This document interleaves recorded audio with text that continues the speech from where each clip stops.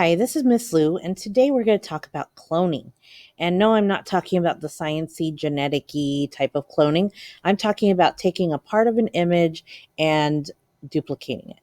Now, in our lesson before, we learned about duplicating layers. So if you had multiple layers in the layers palette here, and you wanted a second of the same layer, you'd just right-click and you'd hit duplicate layer. This method of cloning uses the clone tool, and this duplicates a certain section that you choose. So you're not just taking a layer and then copying everything that's within that layer. You are pinpointing a very specific target of your image that you want to repeat. So in this case, I'm going to show you two forms of cloning. One form is additive, which means we're going to copy a portion of an image and we're going to duplicate the exact part of the image to add another of it. Another way of using cloning that we're going to use this image for is subtractive cloning, which is to remove something from the image by copying something around it to clean it up. So in the case of the cat, we're going to make this into an alien cat. First thing you'll notice is if you use your, first of all, actually, we need to talk about brushes. So just like the paintbrush tool or the pencil tool, the clone tool up in the options bar has different brushes.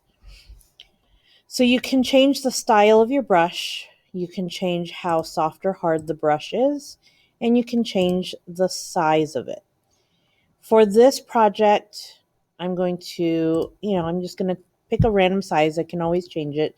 I want my brush to be really soft though. I don't want any hard outer edges, and that again is one of the benefits to using the clone tool rather than just flat out duplicating a layer.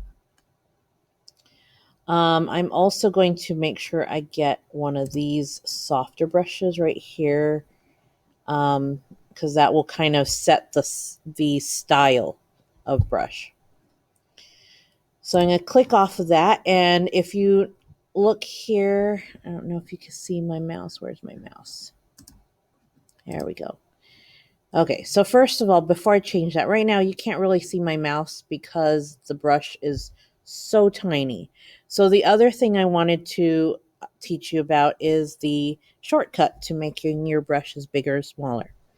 If you look at the keyboard, you have the letter P. And to the right of the letter P, there are two brackets. One bracket points to the left, one bracket points to the right. The bracket that points to the right will make your brush bigger. The bracket that points to the left will make your brush smaller. In this case, I want kind of a small brush like this. That way I have a little bit more control. Now, you probably noticed when I clicked on the workspace, a little weird message popped up. Let me explain that message. If I were to click on here right now and say I want to paint that eye elsewhere, you notice that little message popped up. So it says select the clone source by holding Alt or the letter K and clicking on the image. What it's saying is it doesn't know what you want to copy yet. So in order for you to tell the program what you want to copy, you have to hold the Alt key on your keyboard down. And you'll notice that immediately my mouse turns into a little plus sign or target, so I can tell the computer that I want to copy this. And what I'm going to do is I'm just going to make one click with my mouse, and that's it. Now I can let go of Alt and look what happens. See how it just, in the brush, you can see a portion of the eye. So you know exactly where you're placing what. And I'll show you later how that's going to be really important. For this, when you're doing additive, it might not be quite as important. On the options bar, you probably notice an ALT. And you can see that the little alternative, yeah. The text below says select source also. So if you ever forget what that's for, it tells you what you need it for. So this works the same way. You can hold Alt, you click to select your source. Same thing, either way.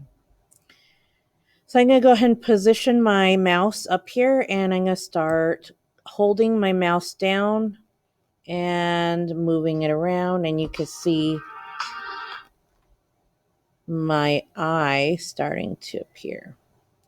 Now, sometimes I might have someone accidentally let go of their mouse, and then they're like, oh, whoops, I just need to finish that bottom part of the eye. Well, look what happens.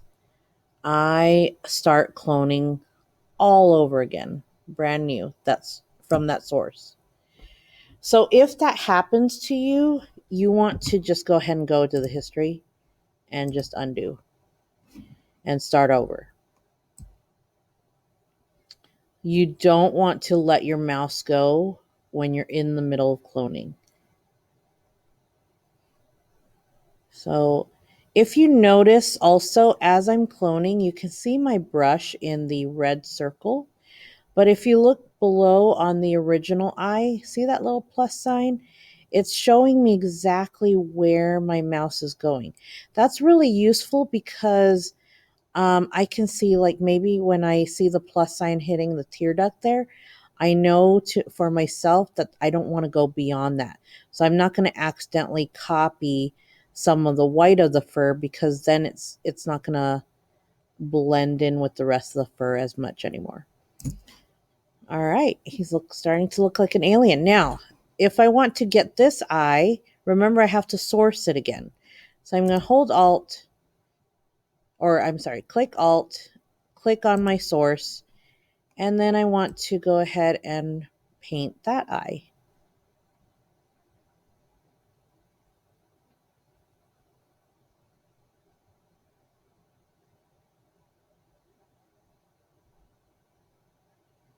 There we go. So you can see by having a softer brush, it really kind of blended the fur in, and it didn't look quite as, I mean, it looks like an odd photo anyway. Obviously, I hope none of your cats have 4 eyes, but it looks like it actually kind of blends in with the existing fur and isn't just sitting on top, as it would look if you were to cut it out. So just for kicks, let's see what happens if we were to cut out the eye.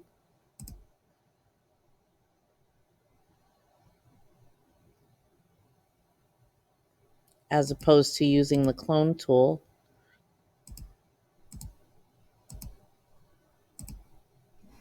First of all, that was a lot harder, right? Now let's pretend that I made a copy of that eye and then I moved it here. So pay no attention to the little hole.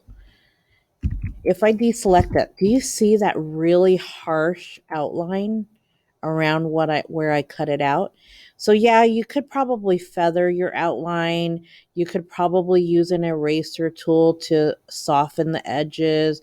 You could probably do a whole other number of things to have the very similar effect. However, you're looking at using a lot more tools and taking a lot more time. By using the clone tool, you're actually saving a lot of work for yourself. So now let's go to these braces. If we want to remove a brace bracket, we don't want to clone the bracket. What we want to do is replace the bracket with what the tooth would look like underneath. And the only way to do that is to clone the clean tooth around it. So for this, we're going to have to zoom in.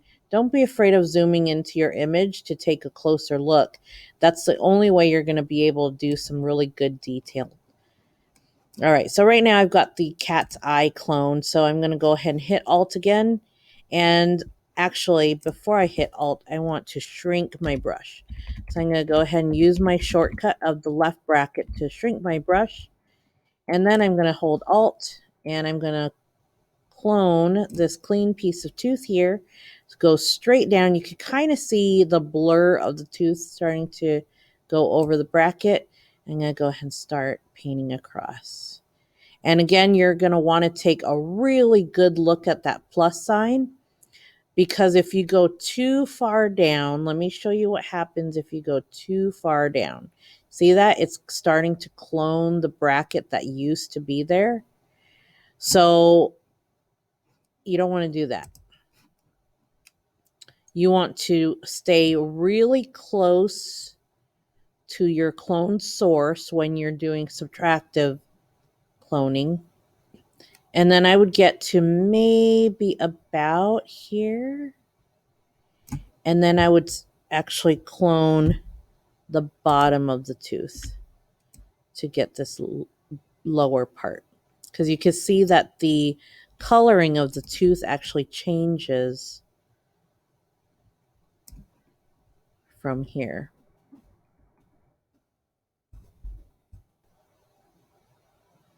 So I might have to probably lower the opacity when I'm playing with this to kind of blend that harsh outline out. Otherwise, it's going to look like a really fake tooth, and you want to try to make it a little bit more realistic.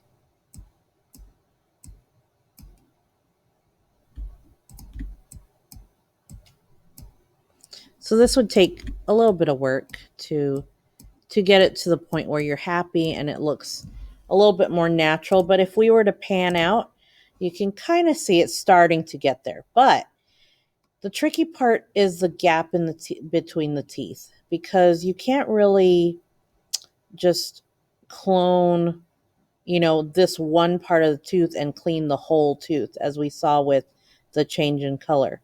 You have to replace that gap somehow.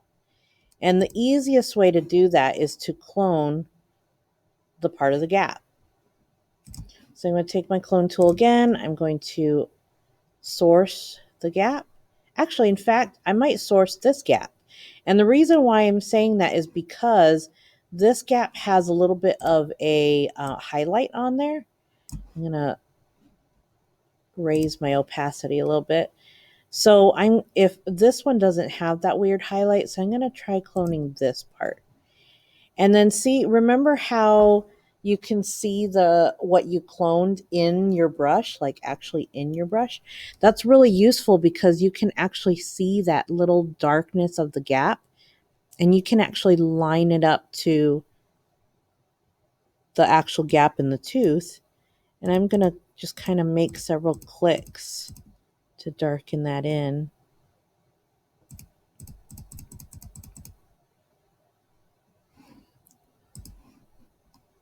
And then this is where you could clone a little bit more of the same tooth right there. There we go. There, it's starting to get there.